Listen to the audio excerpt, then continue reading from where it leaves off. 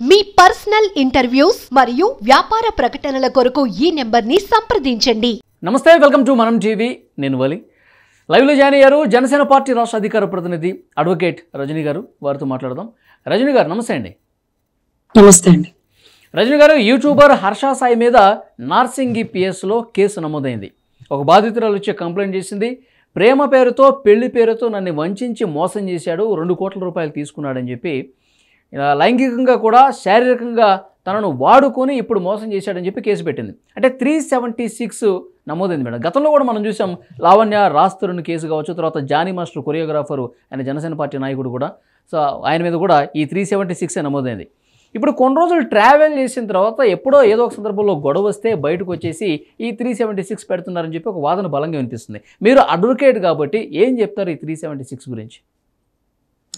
Sir ఒక్కటే గుర్తుపెట్టుకోండి sir, అంటే లావణ్య రాజ్ కేసులో పాపం ఈ కేసు బలపడలేకపోయిందండి. దానికి కారణం ఏంటంటే, లావణ్యని మైనర్ నుంచి ఇతను అన్ని రకాలుగా యూజ్ చేసుకుని, తర్వాత సినిమాల్లో ఆపర్చునిటీకి నువ్వు వద్దు, నువ్వు ఆగిపో అంటూ, లేకపోతే పెళ్లి చేసుకున్నాక, అంటే పెళ్లి అనేది ఒకటి అయిపోయిందండి. దాని తర్వాత కూడా తను చాలా మందితో రిలేషన్స్ పెట్టుకొని ఏదైతే ఈ అమ్మాయి లావణ్యని బాగా కొట్టడం ఏదో జరిగిందని చాలా ఎలిగేషన్ చేశారు. కానీ ఇక్కడ మైనస్ ఏమైందంటే, పాపం లావణ్య గారికి న్యాయం దొరకపోవడానికి కారణం పెళ్ళైంది. పెళ్ళైన మగవాడు ఏ తప్పు చేసినా అది తప్పు కింద రాదేమోనండి. 376 అక్కడ బలపడదండి. అందుకనే రాస్తారని అంత ధైర్యంగా బెయిల్స్ తెచ్చుకుంటున్నాడా, బజార్లో మన తిరిగేస్తున్నాడా మీరు చూస్తున్నారు. కానీ జానీ మాస్టర్ కేసు విషయం కానీ, హర్ష సాయి కేసు విషయం కానీ, వీళ్ళందరూ చాలా ఇరుక్కుపోయే పరిస్థితి అండి. ఇప్పుడు లివింగ్ రిలేషన్ అనేది ఒకే డన్. రాష్ట్రంలో విచ్చలవిడిగా లివింగ్ రిలేషన్స్ ఉన్నాయి. అది లివింగ్ రిలేషన్స్ తప్పే కాదు అనేసి సుప్రీంకోర్టు ఒక చట్టం ఇచ్చింది. కానీ ఎవరికి? ఒక వివాహిత స్త్రీ ఇంకొక వివాహిత పురుషుడు కలిసి ఉంటే తప్పు లేదేమో బహుశా. మరి నాకు అర్థం కాదేంటంటే, వివాహిత అంటే అది అడల్టరేషన్ అంటారంటండి. ఈ పదాన్ని కూడా నాకు ఎవరు చెప్పారంటే, ఆవిడెవరు, మన దువ్వాడ దువ్విన ఆవిడెవరో ఒక ఆవిడ చూడండి, ఆవిడ చెప్తారు ఇది మేము పాపం నాకు గుర్తులేదు. ఆవిడ అంటారు, పెళ్లి తర్వాత మేము ఉన్నాం కాబట్టి దీన్ని అడల్టరేషన్ అంటారండి, ఇది లివింగ్ రిలేషన్ కాదని చెప్పారు. మంచి క్లారిటీ ఇచ్చారండి. ఈ క్లారిటీ మనం అందరం తెలుసుకోవాలి. సో వివాహిత స్త్రీ ఇంకొకరితో సంబంధం ఉన్నా, అది ఇంకొకరు నన్ను ఇబ్బంది పెట్టారు, నన్ను రేప్ చేశారని కొంతకాలం రిలేషన్ ఉన్నా అది తప్పు కింద రాలేదట. కానీ ఇప్పుడు హర్ష సాయికి సంబంధించిన ఈ అమ్మాయి విషయంలో, ఈ అమ్మాయి unmarried, Harsha Sai unmarried. So ఎవరైతే అన్మ్యారీడ్ కి సంబంధించి ఒక రిలేషన్స్ లో ఉండి కొంత బ్రేక్ అయినప్పుడు, కొంత మ్యూచువల్ అండర్స్టాండింగ్ లోపించినప్పుడు, కొంత ఫైనాన్షియల్ డీల్ బ్రేక్ అయినప్పుడు, వాళ్ళు ఇమ్మీడియట్ గా చేసేది ఏంటంటే, అదిగో నువ్వు నన్ను అప్పుడు ఇబ్బంది పెట్టావని కంప్లైంట్ కట్టేస్తా, నేను రోడ్డుకి ఇచ్చేస్తా, నీ మీద రేప్ కేసు కట్టేస్తా, నేను లోపల వేసేస్తా అంటూ బెదిరింపులు ఎక్కువైంది ఏంటండి. అంటే వీళ్ళిద్దరు ఒకే ప్రొఫెషన్ లో ఉన్నారు. కొన్ని సంవత్సరాలు మనం ట్రావెల్ చేద్దాం, కొన్ని సంవత్సరాల తర్వాత మనం పెళ్లి చేసుకుందాం, ఓకే డన్ గుడ్. సో కొన్ని సంవత్సరాలు ట్రావెల్ చేస్తున్నారు, వీళ్ళతోనే కలిసి వీళ్ళే హీరో హీరోయిన్లుగా షార్ట్ ఫిలిమ్స్ లో చిన్న చిన్న వాటిలో నటిస్తున్నారు. తర్వాత ఈ లేడీస్ కి అప్పర్ హ్యాండ్ ఇంకోటి దొరికేస్తారు. అంటే ఇతను ఆఫ్టర్ ఆల్ ఇతని కంటే మంచి వాళ్ళు ఇంకొకళ్ళు దొరికేస్తారు. అప్పుడు వీళ్ళు ఏం చేస్తారు, ఇతను వదిలేసి, ఇదిగో నువ్వు నా లైఫ్ లో డిస్టర్బ్ చేయకు, నేను ఇష్టపడట్లా, అతను ఇష్టపడుతున్నా, అదేంటి అప్పుడు నేను నచ్చడం ఏంటి, ఇప్పుడు నేను నచ్చకపోవడం ఏంటి, నాలో లోపం ఏంటి, అవన్నీ నన్ను అడగద్దు, ఓకేనా? నేను లైఫ్ లో బెటర్ గా సెటిల్ అవ్వాలి, నాకు నువ్వు కావాలి, నువ్వు ఒక్కర్లేదు అతను కావాలి, డన్. సో అతను వినక నాకు నువ్వే కావాలని గాని, లేకపోతే వాళ్ళిద్దరి మధ్య ఏదైనా డిస్కషన్ జరిగే గొడవ అయితే గానీ ఇమీడియట్ గా ఆవిడ పెట్టే కేసు 376. సో హర్ష సాయి నన్ను అప్పుడు చాలా ఇబ్బంది పెట్టాడు. మరి మా పాపం హర్ష సాయితో మీకు చాలా ఫొటోస్ ఉన్నాయి కదా, హర్ష సాయితో కలిసి ట్రావెల్ చేశారు కదా, అప్పుడు నచ్చిన హర్ష సాయి ఇప్పుడు ఎందుకు నచ్చలేదు, లేకపోతే అప్పుడు రేపు జరిగిన వెంటనే సార్ నేను నైట్ హోటల్ రూమ్ లో బంధించాడు సార్, ఆ టైంకి నేను బయటకు రాలేకపోయాను సార్, ఏదో కూడా చెప్పి ఆ రోజు నేను తప్పు జరిగిపోయింది సార్, కానీ అతను చాలా బలవంత పెట్టాడు, నెక్స్ట్ డే మీరు వస్తే సో డేర్ మీ కేసులో ఫ్యాక్ట్స్ ఉన్నట్టు. కానీ కొన్ని చోట్ల ఏం జరుగుతుందంటే సార్, కొన్ని పరిస్థితుల్లో బయటికి రాలేని పరిస్థితుల్లో కలిసి తప్పు చేస్తూ కొంచెం ఆసరా చూసుకున్నాక బయటకు వచ్చాక కేసులు పెట్టే వాళ్ళు కూడా చాలా మంది ఉన్నారు సార్. అవి జెన్యూన్ కేసులని కొన్ని ఒప్పుకోవాలి సార్. ఎందుకంటే మేము చాలా చోట్ల ఆఫీస్ లో జాబ్ చేస్తున్నాము, పెట్టే కేసులు మేడం ఆల్మోస్ట్ జెన్యూన్ కానివే ఎక్కువ ఉన్నాయి, మగాళ్ళని కావాల్సుకునే ఇబ్బంది పెట్టేవే ఎక్కువ ఉన్నాయి అని చెప్పి ఒక చర్చ జరుగుతుంది. సో మగవాళ్ళకి కొంత రక్షణగా ఉండే వ్యవస్థ లేదా చట్టాల్లో? మగవాళ్ళకి రక్షణ కంటే ఆడవాళ్ళని కదిలించుకుని ఉంటే బెటర్ బాబోయ్. ఆడవాళ్ళు కాదు, వీళ్ళ ఆట బాంబులు అవసరానికి వాడుకొని మనల్ని ఏరు దాటాక తెడ్డు తగిలేసే రకాలు అని ఇప్పుడు బాగా చర్చనీయాంశం అయిపోయింది.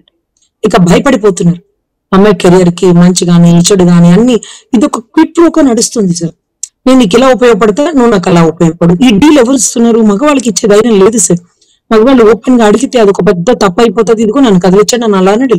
ఇక్కడ లేడీస్, నేను మీతో ఉండాలనుకుంటున్నాను, నాకు ఈ సినిమా పర్సన్ ఇవ్వండి, లైఫ్ లాంగ్ నేను మీతో కలిసి ఉంటా, నేను సెకండ్ అయినా పర్లేదు, థర్డ్ అయినా పర్లేదు, ఇలా అన్ని వాళ్ళ ఆప్షన్స్ ఇచ్చేసి అవతల వాళ్ళని ట్రాప్ లో దించేసి తర్వాత వాళ్ళ డీల్ అంతా అయిపోయాక ఇదిగో నువ్వు నాకు ₹1,00,000 ఇవ్వకపోతే ఇదిగో నీ ఫొటోస్ నేను అడుగు చూపించేస్తా, నువ్వు ₹1,00,000 ఇవ్వకపోతే నన్ను బలవంతంగా ఈ ఉచ్చులోకి దించామని చెప్పేస్తా, లేకపోతే నువ్వు ₹1,00,000 ఇవ్వకపోతే నువ్వు ఇదిగో బొంబాయి నుంచి వచ్చిన వాడితో నాతో తప్పు చేయించామని చెప్తా. అప్పుడు అరే అసలు వాళ్ళకు స్టన్ అయిపోతున్న వాళ్ళు కొంతమంది ఓపెన్ గా చెప్పలేక సిగ్గుపడుతున్నారు. మేడం ఇలా జరిగింది మేడం, కానీ ఆవిడ నన్ను చాలా చెక్ చేసింది మేడం అంటే తప్పు చేశారు. కానీ వాళ్ళు అడిగి వాళ్ళు బలవంత పెట్టి కొన్ని ట్రాన్సాక్షన్ జరిగింది సార్.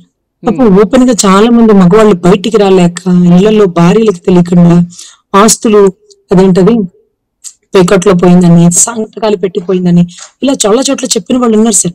కానీ వీటన్నిటికంటే మించి అవేవి కాదు, కేవలం ఇలాంటి హనీ ట్రాప్ లో మోసపోయిన పరిస్థితి ఎక్కువ నెలకొంది సార్. సో మీరు అన్నట్టుగా చాలా కేసుల్లో ఇలాగ మిస్యూటిలైజ్ అవుతుంది, రాంగ్ గా బయటకు వెళ్తుంది మెసేజ్. 376 మిస్యూటిలైజ్ చేసేస్తున్నారు. ముఖ్యంగా ఇలాంటి సెలబ్రిటీస్ కే ఇలా జరుగుతుంది అనేది వాస్తవాలు కొన్ని విషయాలే సార్. మేడం, హర్ష సాయి కూడా ఒక ఆడియో కాల్స్ రిలీజ్ చేశాడు. తననే నన్ను వేధించింది, తనే నన్ను ప్రేమించని వెంటబడింది, నేను మాత్రం న్యూట్రల్గా ఉన్నానని చెప్పి ఇలాంటి ఆధారాలు కొన్ని మీడియాకి రిలీజ్ చేశాడు. అవి కనుక పరిగణలోకి తీసుకునే అవకాశం ఏ మేరకు ఉంది? అసలు దీంట్లో బెటర్ ఏంటంటే అతను అంటే ఆ అమ్మాయిని ఇబ్బంది పెట్టే ఏజ్ కి మైనర్ కానప్పుడు ఒక ప్లస్ అంటే ఆ అమ్మాయికి ఏమీ తెలియని పిల్ల అనేది ఒకటి, అమ్మాయికి అన్ని తెలుసు, తర్వాత తను హైలీ మెచ్యూర్డ్ గర్ల్, తర్వాత తనే చాలా సార్లు రమ్మని ప్రపోజల్ పెట్టింది, సో తనే ఇష్టపడింది అంటే రెండు చేతులు శబ్దం లేనిదే చప్పుడు రాదు అన్నట్టుగా అతను ప్రూవ్ చేసే ప్రయత్నం చేశారు. కానీ ఎనీవే వీళ్ళు ఎలా అయినా చెప్పిస్తారు సార్, ఎందుకంటే 376 ఎలా అయినా పెట్టేసేయచ్చు. మేబీ ఫోక్స్ ఒకటి రాకుండా ఉంటే బెటర్. ఫోక్సో ఒకటి రాలేదు కాబట్టి అంతవరకు okay, more over safe side. POCSO లేకపోయినా 376 డేంజర్ కేసు, ఎందుకంటే నాన్ బెయిలబుల్ అఫెన్స్ అన్నమాట. వస్తుందా మేడం ఈ కేసులో? అంటే అతను లేనప్పుడు ఏదైనా బెయిల్ వేసుకోవచ్చు, కానీ ఆల్మోస్ట్ అతను ఉన్నాడు కాబట్టి అతను అరెస్ట్ అయ్యాక ఇంకా ఇవన్నీ ఏముండదు సార్. అరెస్ట్ అయ్యాక వేసేది బెయిల్ సార్, అరెస్ట్ అవ్వక ముందు వేసేది యాంటిసిపేటరీ బెయిల్ సార్. ముందు ప్రికాషన్స్ వేస్తారు. సో మోర్ ఓవర్ ఇప్పుడు అతను కస్టడీలోకి తీసుకున్నట్టున్నారు కాబట్టి ఇక బెయిల్ ఇక టైం పడుతుంది. అతను ఒకవేళ దొరకపోతే యాంటిసిపేటరీ బెయిల్ వేసుకుంటారు. పోలీసులు అదుపులోకి తీసుకోలేదు హర్ష సాయిని. అదేంటి సార్, పాపం గోవాకి వెళ్ళి అంతా చేసింగ్ పికప్ చేసి మరి పాపం జానీ మాస్టర్ ఎత్తుకొచ్చారు, ఇతను ఇంకా అరెస్ట్ చేయలేదా అని కొంతమంది అడుగుతున్నట్టున్నారు.